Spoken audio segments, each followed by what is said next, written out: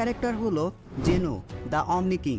কিন্তু জেনো সামার মতো এত পাওয়ারফুল বিং গোকুর মতো একটা লো লেভেল সায়েনের সাথে কেন বন্ধুত্ব করলো, যেখানে গড অফ ডিস্ট্রাকশনরা পর্যন্ত জেনোকে জমের মতো ভয় পায়।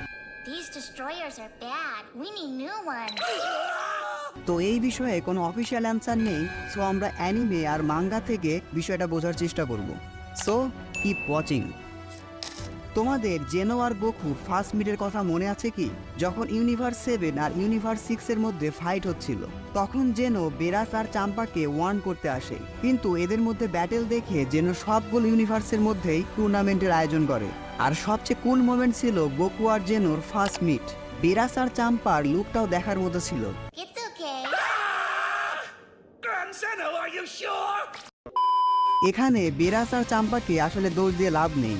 জেনো যে কিনা সবগুলো ইউনিভার্সকে জাস্ট বাই বাই বলে এক নিমিষে ডিস্ট্রয় করে দিতে পারে, সেখানে গোকুর এরকম আচরণ দেখে হতবাক হওয়াটাই স্বাভাবিক। যাই হোক, মূল আলোচনায় আসা যাক। জেনোর সাথে ফার্স্ট মিট আপের পর জেনোর কাছে গোকুকে অনেক ইন্টারেস্টিং আর ফানি মনে হয়েছিল, এজন্য জেনো গোকুকে আবার ডাকে।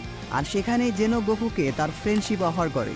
সেখানে গোকু জেনো দ্য অমনি কিংকে একটা নিক নেমও দেয়, জেনি।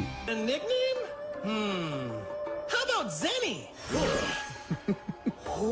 যাই হোক, এরপর থেকেই জেনো আর গোকুর মধ্যে ভালো একটা ফ্রেন্ডশিপ হয়ে যায়। পুরো অ্যানিমে দেখার পর এবং সবকিছু খুব ভালোভাবে অবজার্ভ করে আমি এই 4টা কারণ পেয়েছি যে কেন জেনো গোকুর সাথে ফ্রেন্ডশিপ করেছিল। Number 1, loneliness. জেনোর লাইফ বা ব্যাক স্টোরি নিয়ে আমাদের তেমন কিছু দেখানো হয়নি, বাট জেনোর সাথে গোকুর কনভারসেশন খেয়াল করলে বুঝতে পারবে এত সময় গড অফ ডিস্ট্রাকশন বা অ্যাঞ্জেলদের মধ্যে থেকে জেনো অনেকটা বোরিং সময় পার করছিল। কিন্তু গোকুর নাইফ বা সাদাসিধা আচরণ দেখে জেনোর কাছে গোকুকে অনেক ইন্টারেস্টিং মনে হয়। এজন্য কিন্তু জেনো গোকুকে দ্বিতীয়বার ডেকেছিল তার সাথে খেলার জন্য। গোকুর সাথে সময় কাটিয়েই জেনো হয়তো তার লোনলিনেসটা কাটাতে চেয়েছিল। Number 2, Genos personality. দেখো, অ্যানিমেতে আমাদেরকে জেনোর পার্সোনালিটি দেখানো হয়েছে অনেকটা বাচ্চার মতো, চাইল্ডিশ পার্সোনালিটি। তো সেদিক দিয়ে জেনো বাচ্চাদের মতো খেলা করার মতো বিষয়কে অনেক এনজয় করছিল। তাছাড়াও জেনোর পার্সোনালিটি অনেকটা গোকুর মতো।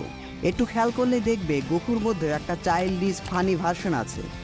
Goku only gate serious when his love one is in danger. এদিক দিয়ে জেনোর সাথে গোকুর পার্সোনালিটি অনেকটাই মিলে যায়।